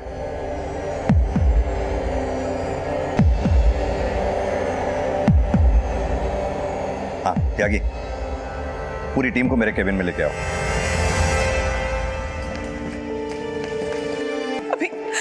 अभी उसको ओटी में लेके गए, पूरी की पूरी फिनाइल की बोतल पी गई वो। सर अभी तक की गई पूछताछ में सिर्फ स्टूडेंट ही स्टूडेंट सामने आ रहे हैं। पहला स्टूडेंट बोलता है कि उसने वो पेपर दूसरे से खरीदा और दूसरा बोलता है कि तीसरे से। अभी तक 30 से ज्यादा स्टूडेंट को हम बैक ट्रैक कर चुके हैं। समझ में नहीं आ रहा कि उस सोर्स तक कैसे पहुंचा जाएगा जहां से इस कांड की शुरुआत हुई। त्यागी, स्टूडेंट्स को बैक ट्रैक करने के साथ साथ हमें पेपर सेटिंग के इस पूरे प्रोसेस को इन्वेस्टिगेट करना होगा, जहां से ये 12th के इकोनॉमिक्स के पेपर को सेट करने की शुरुआत हुई। यानी कि national certificate of secondary education पूरे इंडिया में से बेस्ट टीचर्स की 4 टीम बनाती है और इन 4 टीम्स में वही टीचर्स अपॉइंट किए जाते हैं जिनका कोई बच्चा या रिश्तेदार उस साल बोर्ड का एग्जाम ना दे रहा हो और उन टीचर्स में से कोई भी प्राइवेट ट्यूशन ना देता हो। इन चारों टीम्स में हर टीम का एक एक हेड होता है और ये चारों टीम उस साल का अपना अपना क्वेश्चन पेपर बनाकर हेडक्वार्टर में भेजती हैं। 4 लोगों की एक कमेटी बनाती है जो इन चारों टीम्स के द्वारा बनाए गए क्वेश्चन पेपर में से किसी एक टीम के क्वेश्चन पेपर को सेलेक्ट करता है। सेलेक्ट करने के बाद फिर अपनी सर्टिफाइड प्रिंटिंग प्रेस में वो पेपर प्रिंट होने के लिए भेजती है। इस बात का खास ख्याल रखा जाता है कि वो पेपर सीसीटीवी की निगरानी में ही प्रिंट हो। यहां से पेपर प्रिंट होने के बाद 4173 सेंटर्स के बैंक के लॉकर्स में एग्जामिनेशन से 1 हफ्ता पहले स्टोर किए जाते हैं और एग्जाम से 1 घंटा पहले इन सभी सेंटर्स के एग्जामिनेशन सुपरिटेंडेंट अपनी कस्टडी में वो क्वेश्चन पेपर बैंक के लॉकर से एग्जामिनेशन सेंटर तक पहुंचाते हैं, जो कि बिल्कुल सील्ड होते हैं। और फिर एग्जाम शुरू होने से ठीक 15 मिनट पहले वो सील्ड क्वेश्चन पेपर्स खोले जाते हैं। इस साल तमिलनाडु के मनी नागेंद्र की टीम का क्वेश्चन पेपर सिलेक्ट हुआ। गौर करने वाली बात यह है कि इन चारों टीम्स में से किसी भी टीम को यह नहीं पता होता कि किस टीम का क्वेश्चन पेपर सिलेक्ट किया गया। या तो यह हो सकता है कि मनी नागेंद्र की टीम में से कहीं वो पेपर लीक हुआ है, या फिर जो 4 लोगों की कमेटी उन्होंने बनाई उन 4 लोगों के नाम है विशाल, सुलोचना, सरोज दीक्षित, मुकुंद श्रीवास्तव। इन चारों में से किसी ने वो पेपर लीक किया। 3rd स्टेज, अगर यहां भी नहीं हुआ तो हो सकता है प्रिंटिंग प्रेस के किसी एम्प्लॉय ने वो पेपर लीक किया। अगर ये सब यहां भी नहीं हुआ तो हो सकता है बैंक के लॉकर से लेकर एग्जामिनेशन सेंटर में स्टूडेंट्स तक पहुंचने के बीच में वो पेपर लीक हुआ। हमें हर एंगल को बहुत अच्छी तरह से इन्वेस्टिगेट करना होगा, कोई भी एंगल हम अनछुआ नहीं छोड़ सकते। सर 4173 सेंटर्स, पेपर सेट और सिलेक्ट करने वाले टीम के मेंबर्स, प्रिंटिंग प्रेस और ऊपर से सस्पेक्ट स्टूडेंट को बैक ट्रैक करना, इतना सा त्यागी ये काम मुश्किल जरूर है, लेकिन हमें देश भर के 12,73,000 स्टूडेंट के फ्यूचर को संभालना है। हमें हर स्टूडेंट को ये भरोसा और विश्वास दिलाना होगा कि बोर्ड के अंडर जो भी एग्जाम कंडक्ट होते हैं वो फेयर होते हैं, किसी भी गड़बड़ करने वाले को बख्शा नहीं जाता है। देखिए, हमने ज्योति के बॉडी से पॉइजन फ्लश आउट कर दिया है, लेकिन उसने पॉइजन इतना ज़्यादा पिया हुआ था कि हालत अभी भी क्रिटिकल बनी हुई। वी होप कि उसे जल्दी होश आ जाएगा। पेपर लीक होने के बाद जहां एक तरफ स्टूडेंट्स, मीडिया और आम जनता स्टूडेंट्स के साथ होने वाली नाइंसाफी की गुहार लगा रही थी, वहीं उस सब के बीच ज्योति जिंदगी और मौत से लड़ रही थी और क्राइम ब्रांच लीक पेपर खरीदने वाले स्टूडेंट्स को बैक ट्रैक करने के साथ साथ उस सिरे से भी इन्वेस्टिगेशन कर रही थी जहां से इकोनॉमिक्स का क्वेश्चन पेपर सेट किया गया था। और इस सब के बीच एक और चौंकाने वाली खबर सामने आई।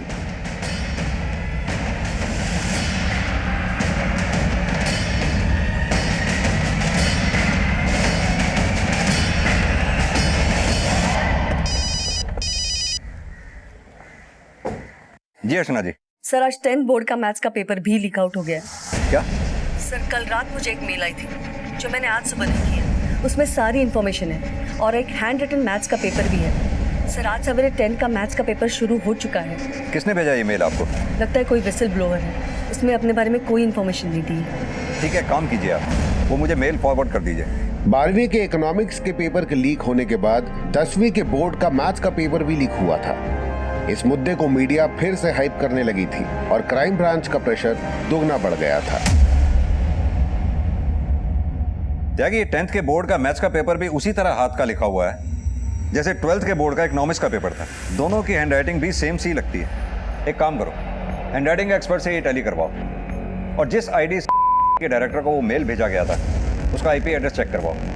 हो सकता है ये विसल ब्लोअर ये भी जानता हो कि इस पेपर को लीक करवाने में किसका हाथ। सर हो सकता है कि वो कुछ जानता हो, लेकिन मैंने चेक किया कि 12th इकोनॉमिक्स के पेपर की तरह 10th का मैथ्स का पेपर भी कई सोशल मीडिया ग्रुप्स पे सर्कुलेट हुआ है। कहने में खेद है कि इस साल 10th और 12th दोनों बोर्ड एग्जाम्स के पेपर लीक हो चुके हैं। मामले की गंभीरता को समझते हुए national certificate of secondary education ने अगले महीने दैट इज 2 मई को 12th के इकोनॉमिक्स का री एग्जाम लेने का फैसला किया है। मैंने तो इतने अच्छे से एग्जाम दिया था पापा, मेरी तो कोई गलती भी नहीं है, फिर इनकी गलती की वजह से मैं क्यों वापस एग्जाम दूं? देखो पारस, ये वक्त ये बातें सोचने का नहीं है। मैं कहता हूं तुम री एग्जाम की तैयारी फिर से शुरू करो ना, ये एग्जाम भी अच्छा जाएगा।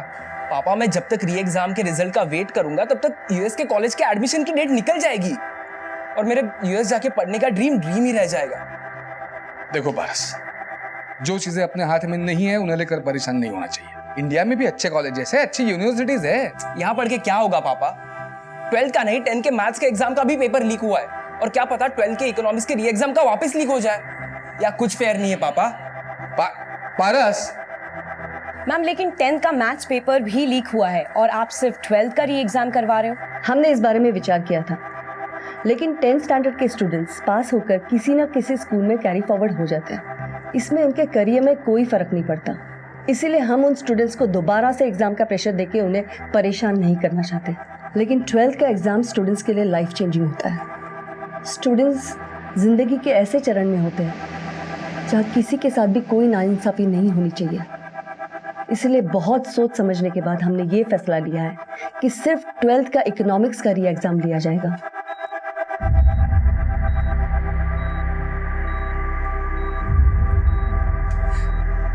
ज्योति यही सोच सोच के परेशान होती रही कि उससे कमजोर स्टूडेंट भी उससे ज्यादा मार्क्स ले आएंगे। अगर वाले पहले ही बता देते कि वो इकोनॉमिक्स का री एग्जाम करवाने वाले हैं तो शायद ये ऐसा कदम कभी नहीं उठाती। दिस इज रियली शॉकिंग कि हर डिपार्टमेंट में रेप्यूटेड स्टाफ होता है, इतनी सिक्योरिटी होती है, क्वेश्चन पेपर लीक होना पॉसिबल ही। सर इकोनॉमिक्स का री एग्जाम है, हमें 1 महीने का क्रैश कोर्स करवा दीजिए इकोनॉमिक्स में। पता नहीं अगर री एग्जाम पेपर टफ कर दिया तो हमें बहुत डर लग रहा है। देखो घबराने की कोई जरूरत नहीं है, जो पिछली बार पढ़ा था वही फिर से रिवाइज कर लो। बट सर इस बार का इकोनॉमिक्स पेपर बहुत अच्छा गया था मेरा, पता नहीं अगली बार क्या होगा। देखो बी कॉन्फिडेंट मोना, एक काम करो तुम लोग शाम को मेरे घर आ जाएगा, मैं तुम्हें एक्स्ट्रा क्लासेस दे दिया करूँ। Okay thank you sir.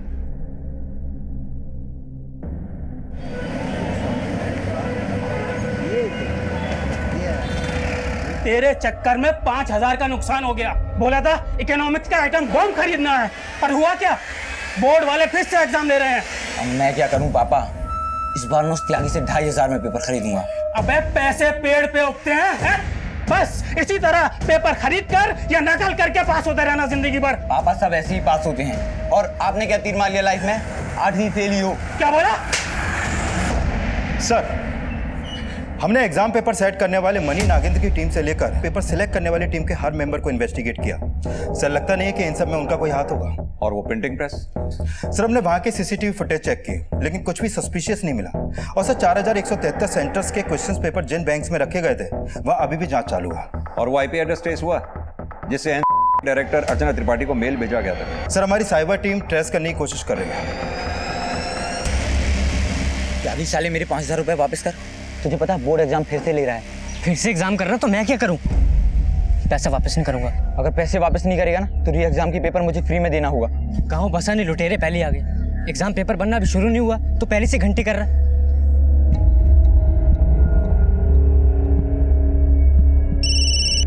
हाँ बोलो। 12वीं इकोनॉमिक्स का हैंड रिटन क्वेश्चन पेपर ही नहीं बल्कि प्रिंटेड क्वेश्चन पेपर भी लीक हुआ है। Printed question paper? हाँ सर, कई सारे स्टूडेंट्स ने आपस में प्रिंटेड क्वेश्चन पेपर भी शेयर किया है। मुझे एक स्टूडेंट से एक प्रिंटेड क्वेश्चन पेपर की फोटो मिली है जो मेरे मोबाइल में पड़ी हुई है, मैं आपको फॉरवर्ड करता हूँ सर। ठीक है भेजो मुझे। मतलब पहले ये प्रिंटेड पेपर लीक हुआ, उसके बाद वो हैंड रिटन क्वेश्चंस लीक हुए? सर ऐसा हो सकता है, लेकिन फिलहाल ऐसा लग नहीं रहा। सर मैंने चेक किया 12th इकोनॉमिक्स के प्रिंटेड क्वेश्चंस पेपर 2 अप्रैल की सुबह एग्जाम शुरू होने से करीब 1 घंटे पहले ही सोशल मीडिया पर सर्कुलेट हुए, जबकि हैंड रिटन वाला पेपर एग्जाम के 2 दिन पहले से सर्कुलेट हो रहा है। अब तो आगे की इन्वेस्टिगेशन से साफ होगा कि पहले प्रिंटेड वाला लीक हुआ या फिर हैंड रिटन वाला पेपर।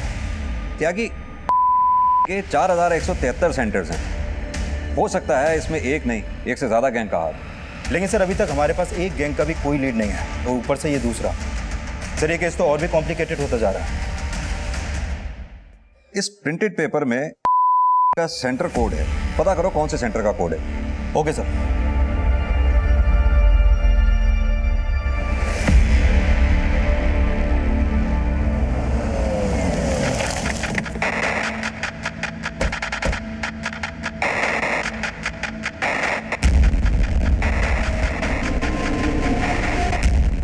हाँ सर, ये क्वेश्चन पेपर हमारे सेंटर का है, लेकिन सर ये एग्जाम शुरू होने से 1 घंटा पहले मैं यहाँ लेकर आया था। येमेन बैंक के लॉकर में था। लेकिन ये पेपर तो सोशल मीडिया पे धड़ल्ले से शेयर किया जा रहा है। इस बात की हैरानी मुझे भी है सर। हमें एग्जाम वाले दिन ही ये पेपर बैंक से विड्रॉ करने की इजाजत होती है। सभी सील्ड पैक थे।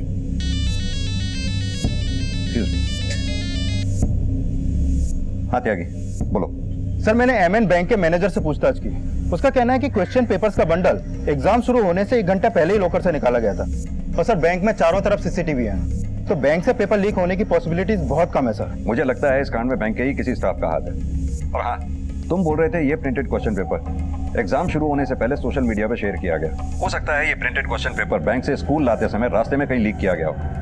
त्यागी हर पॉसिबिलिटी को अच्छी तरह से खंगालो, शायद कोई लीड मिले। Okay sir. इतनी सी बात पे तूने इतना बड़ा कदम उठा लिया, एक बार हमारे बारे में सोचा तक नहीं।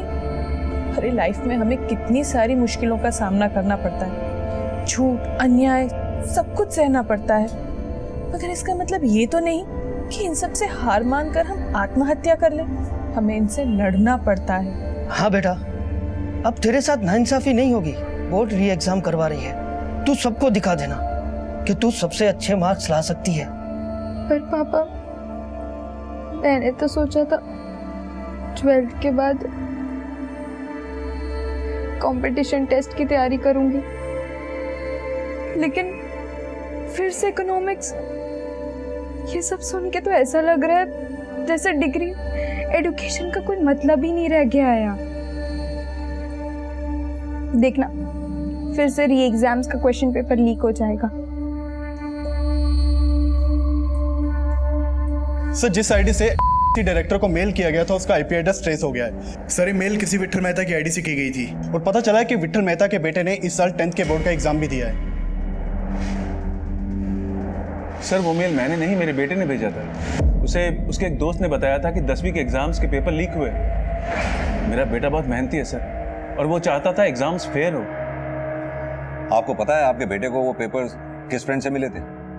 जतिन नाम है उसका, शायद कहीं से खरीदे थे उसने पेपर्स, और मेरे बेटे को बेचना चाहता था। मगर मेरे बेटे ने एग्जाम्स के 1 रात पहले ही वो पेपर्स मेल कर दिए थे ताकि एग्जाम्स कैंसिल कर दे, मगर ऐसा नहीं हुआ।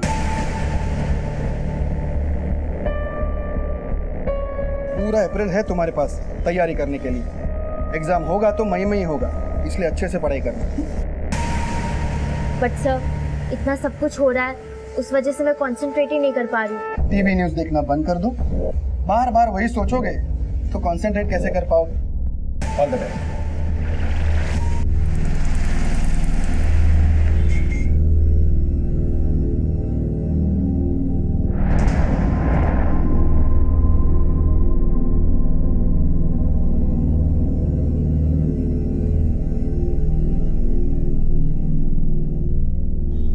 पापा मैं जानता हूँ आप सोच रहे हैं कि मैं री एग्जाम की तैयारी क्यों नहीं कर रहा हूँ, लेकिन मैंने सोच लिया कि ना मुझे री एग्जाम देना है ना आगे पढ़ना है।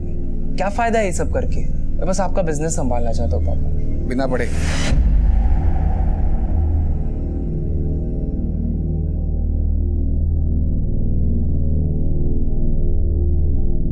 देखो पारस, मैंने आज तक तुम्हारी हर एक बात मानी है ना, लेकिन यह कहकर तुम जो मेरा दिल दुखा रहे हो मुझे बिल्कुल अच्छा नहीं लग रहा। सिर्फ विट्ठल मेहता के बेटे को जिस जतिन नाम के लड़के से पेपर मिला था, वो पेपर उसे किसी दूसरे लड़के ने बेचा था। सर 10th के हैंड रिटन पेपर में भी एक स्टूडेंट से दूसरे स्टूडेंट्स की चेन नजर आ रही है। यानी कि 10th का हैंड रिटन वो मैथ्स का पेपर जिसने लीक किया था, उसी ने 12th का इकोनॉमिक्स का प्रिंटेड पेपर भी लीक किया, क्योंकि उन दोनों में हैंडराइटिंग लगभग सेम ही थी। सर जिन जिन स्टूडेंट्स के पास 12th इकोनॉमिक्स का वो प्रिंटेड क्वेश्चन पेपर था, मैंने सबसे पूछताछ की सर, उनमें से कुछ स्टूडेंट ने एक कॉमन नाम लिया है, किसी नंद किशोर का। वो कोई स्टूडेंट नहीं है सर, बल्कि एक ट्यूटर है, और उसने ही वो प्रिंटेड क्वेश्चन पेपर अपने स्टूडेंट को भेजा था। लाजपत नगर में कोचिंग सेंटर चला था सर।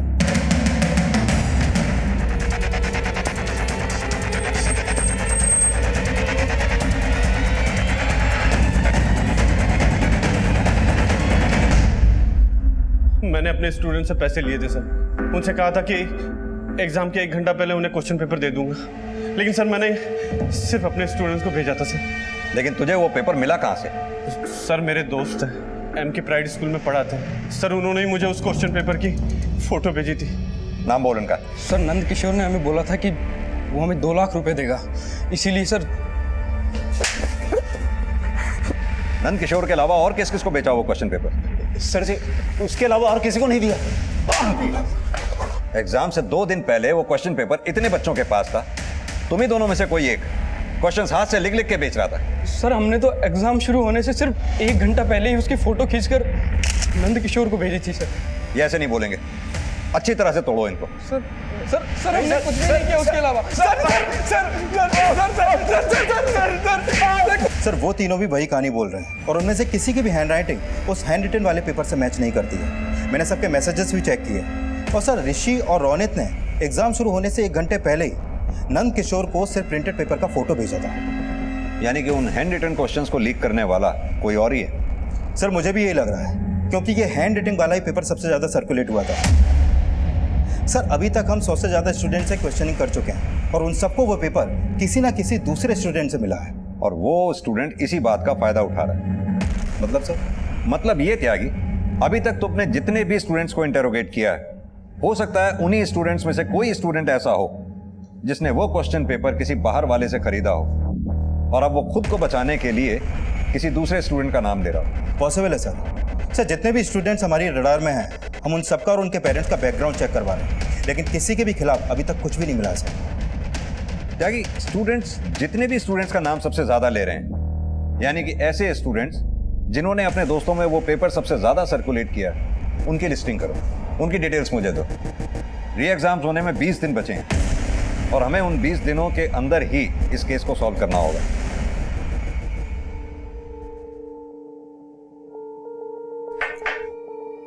बेटा अब कुछ ही दिन बाकी है तुम्हारे री एग्जाम को, बस तुम सिर्फ उसके बारे में सोचो, उसके अलावा तुम्हें कुछ और सोचने की जरूरत नहीं है।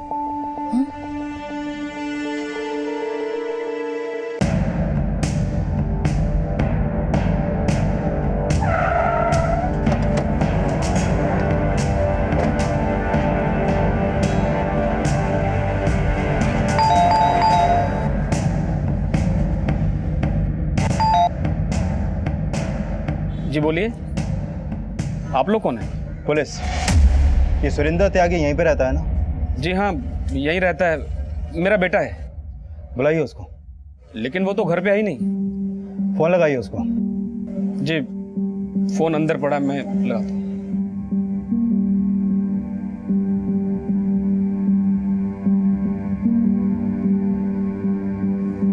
उसका फोन तो बंद आ रहा है। सर सुरेंद्र त्यागी का फोन पिछले 6 घंटे से बंद है, और उसके पेरेंट्स बोल रहे हैं कि वो सुबह से बिना कुछ बोले घर से निकला था, लेकिन अभी कहाँ है इसके बारे में वो कुछ भी नहीं जानते। त्यागी, हो सकता है ये सुरेंद्र त्यागी के पेरेंट्स झूठ बोल रहे हैं। सर एक्चुअली मुझे भी यही लगता है। फिर उनको बिना पता लगे मैंने उनके घर के आसपास अपना एक कांस्टेबल तैनात कर रखा है। जैसे सुरेंद्र देखेगा वो हमें इन्फॉर्म करेगा।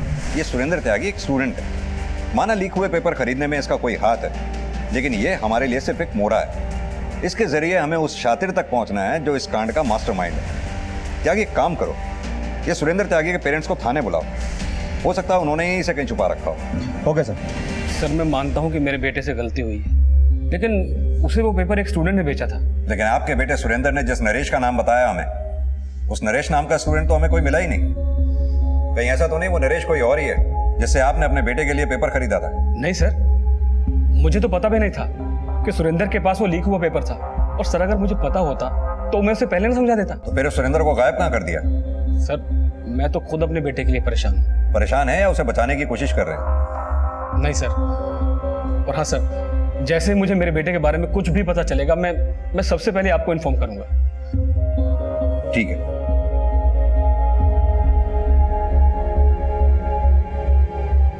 त्यागी, सिर्फ सुरेंद्र ही नहीं, इसके फादर की भी पूरी डिटेल्स निकालो। हो सकता है इनके कॉन्टैक्ट में कोई ऐसा हो जिससे इन्होंने सुरेंद्र के लिए वो क्वेश्चन पेपर खरीदा हो। हाँ बोलो मोना। सर प्लीज मेरी हेल्प कीजिए प्लीज। पापा बोल रहे कि मैं री एग्जाम ना दूं। क्यों? सर वो मेरी शादी कराना चाहते। शादी?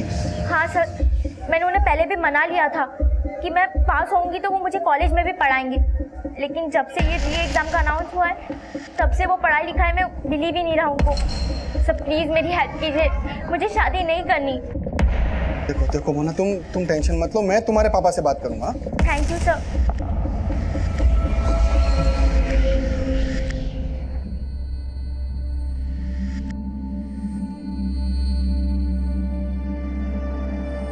ज्योति, तुझे पता है ना, लाइफ में हमने तुम पर कोई रोक टोक नहीं लगाई, क्योंकि हमें मालूम है कि तुम हमारा एक दिन नाम जरूर रोशन करोगी। तू ना बस अभी इकोनॉमिक्स के री एग्जाम की तैयारी कर, उसके बाद लाइफ में तुझे जो भी करना होगा ना, हम तुझे सपोर्ट करेंगे। मम्मी मुझे नहीं पता कि अब मैं पहले जैसे पढ़ भी पाऊंगी या नहीं। सर सुरेंद्र के कॉल रिकॉर्ड निकाले तो पता चला कि पिछले 4 दिनों से उसका फोन बंद है, और ये भी पता चला है कि कई दिनों से वो अपने घर के आसपास भी नहीं दिखा है। यानी कि सुरेंद्र के फादर हमसे झूठ बोल के गए। लेकिन सर इस सुरेंद्र के कॉल रिकॉर्ड में कुछ भी सस्पिशियस नहीं मिला है। ज्यादातर नंबर उनके रिश्तेदारों के हैं और उन स्टूडेंट्स के जिनको उसने पेपर्स बेचे थे।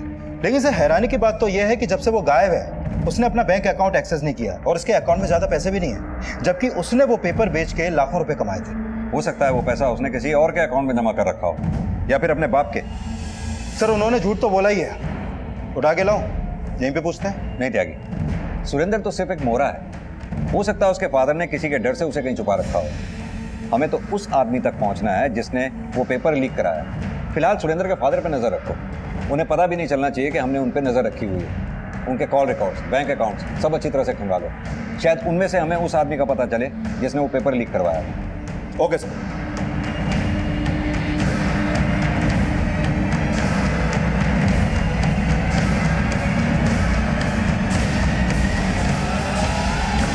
सर मैंने सुरेंद्र त्यागी के फादर अजय त्यागी का बैंक अकाउंट चेक किया। उसके अकाउंट में 31 मार्च से 4 अप्रैल तक करीब 17 लाख रुपए जमा हुआ है। व्हाट? Yes sir. यानी कि इकोनॉमिक्स का हैंड रिटन क्वेश्चन पेपर जो अपने शेड्यूल टाइम से 2 दिन पहले लीक हुआ, यानी कि 31 मार्च को, और 10th के मैथ्स का पेपर 4 अप्रैल को। त्यागी इस कांड में सुरेंद्र ही नहीं, उसका बाप भी शामिल है। सर मैंने इस अजय त्यागी के कॉल रिकॉर्ड भी चेक किए, लेकिन उसमें किसी भी ऐसे इंसान का नंबर नहीं मिला जिसका कनेक्शन या से है या फिर उन बैंक से जिनके थ्रू वो पेपर लीक करवाया जा सके। लेकिन सर 31 मार्च से 4 अप्रैल के बीच वो अपनी भाभी पूजा त्यागी के लगातार टच में था। ये पूजा पंजाब में रहती है सर। इस पूजा त्यागी की डिटेल्स निकालो। लगता है इस अजय त्यागी से दोबारा मिलने का वक्त आ गया है।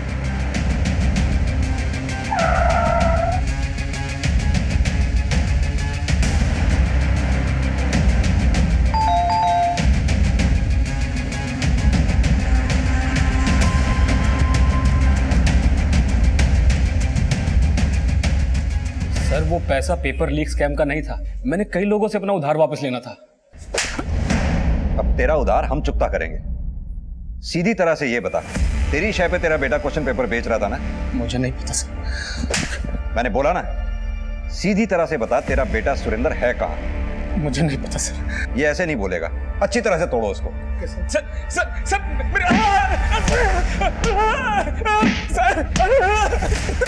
सर मैंने अजय की भाभी पूजा त्यागी के बारे में पता किया। वो पंजाब में 10th और 12th के स्टूडेंट्स की काउंसलर है, और इस साल उसके बेटे युग त्यागी ने भी 10th का एग्जाम दिया है। सर अजय बोल रहा था कि उसकी भाभी पूजा ने 10th और 12th के एग्जाम पेपर उसके पास भेजे। Thank you very much sir, आपके कहने से पापा मान गए। लेकिन तुम्हें भी उन्हें अच्छे मार्क्स लाकर दिखाना होगा, तभी वो तुम्हें दिल्ली यूनिवर्सिटी में पढ़ने की परमिशन देंगे। पिछला पेपर तो मेरा बहुत अच्छा गया था, इस बार क्या होगा मुझे कुछ समझ नहीं आ रहा। तुम वरी, मैं हूं ना। मैंने तुम्हारे लिए कुछ नोट्स तैयार किए, चल बताता हूं।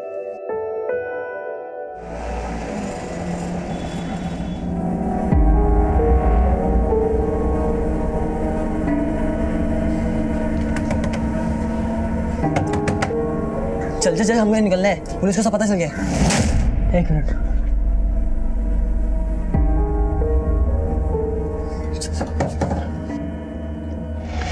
इतनी जल्दी में कहाँ पे?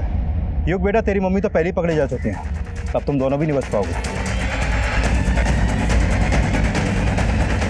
सर, मेरा बेटा युग 10th के एग्ज़ाम दे रहा था और मेरे देवर का बेटा सुरेंद्र 12th के, इसलिए मैंने उनके लिए एग्ज़ाम पेपर का इंतज़ाम किया और फिर मैंने सोचा क्यों ना इनके ज़रिए कुछ कमाया जा सके, इसलिए मैंने युग को और सुरेंद्र को पेपर बेचने में लगा दिया। सब बातें बाद में, पहले ये बताओ उस क्वेश्चन पेपर का इंतजाम किया कहाँ से तुमने, और उसमें कौन कौन था तुम्हारे साथ?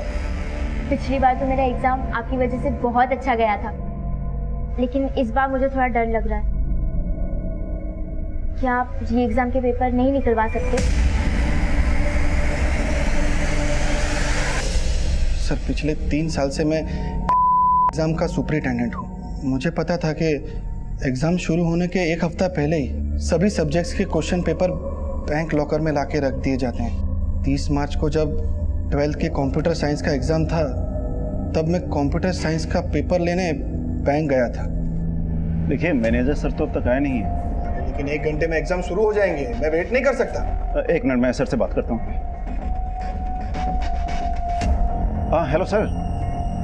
सर, उस दिन बैंक मैनेजर लेट आया था और कैशियर हमें लॉकर रूम में ले गया था, पर कैशियर ने जब लॉकर खोला तो उसे बिना पता चले 12th के कंप्यूटर साइंस के पेपर के साथ मैंने 12th का इकोनॉमिक्स और 10th के मैथ्स के पेपर के एक बंडल भी निकाल लिए थे। उस पियोन और क्लर्क को मालूम था कि 30 मार्च को तूने बैंक के लॉकर से उस कंप्यूटर साइंस के पेपर के साथ साथ 12th के इकोनॉमिक्स का और 10th के मैथ्स का पेपर भी निकाल लिया था? जी सर। सर, हम लोग बहुत सालों से साथ में काम करते हैं। स्कूल पहुंचने के बाद 12th इकोनॉमिक्स का बंडल मैंने जोगी और दिलीप को दे दिया था और 10th के मैथ्स का बंडल अपनी गाड़ी में रख लिया। सर, मेरे कहने पर दिलीप और जोगी ने 12th इकोनॉमिक पेपर के बंडल की सील खोली, क्वेश्चन पेपर की फ़ोटो खींची और मुझे सेंड करी। सर, फिर मैंने दिलीप और जोगी को फ़ोटो डिलीट करने के लिए कहा और फिर घर आकर मैंने 10th मैथ्स के पेपर की फ़ोटो खींची। सर, मुझे पता था कि क्वेश्चन पेपर में सेंटर कोड भी है, इसीलिए पूरा पेपर मैंने अपने स्टूडेंट से लिखवाया। सर, फिर चुराए हुए दोनों बंडल एग्जाम वाले दिन बाकी बंडल के साथ मिला दिए। मैं मिहिर सर के यहाँ ट्यूशन पढ़ती थी। सर हमेशा मोटिवेट करते थे पढ़ने के लिए, लेकिन मुझे कुछ समझ नहीं आता था। इकोनॉमिक्स में तो बहुत वीक थी। पापा भी मुझे पढ़ाना नहीं चाहते थे, मेरी शादी करवाना चाहते थे, लेकिन मिहिर सर ने मुझे बहुत सपोर्ट किया, इसलिए मैं उन्हें पसंद करने लगी। What? हाँ सर, उन्होंने मुझे कहा वो कैसे भी करके मुझे पास करवा देंगे।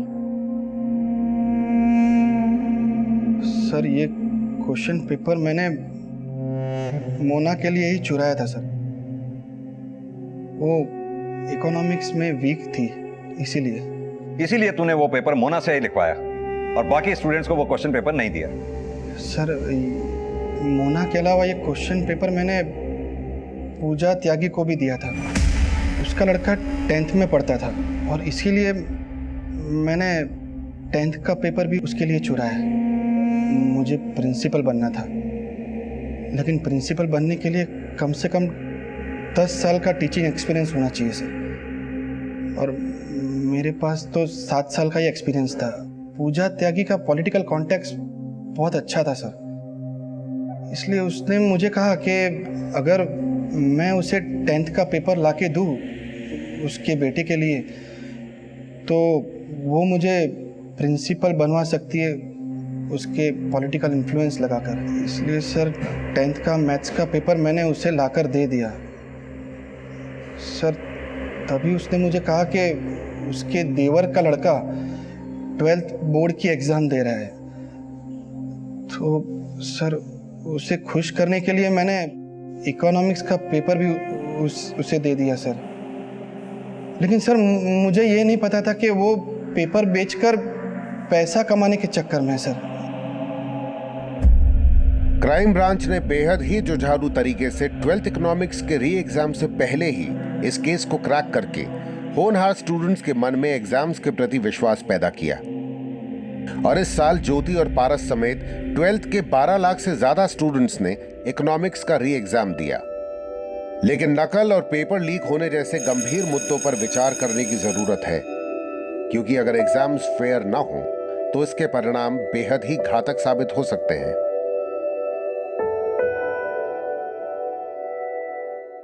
क्राइम पेट्रोल के ऐसे ही मजेदार एपिसोड्स देखने के लिए हमारे चैनल को सब्सक्राइब करें।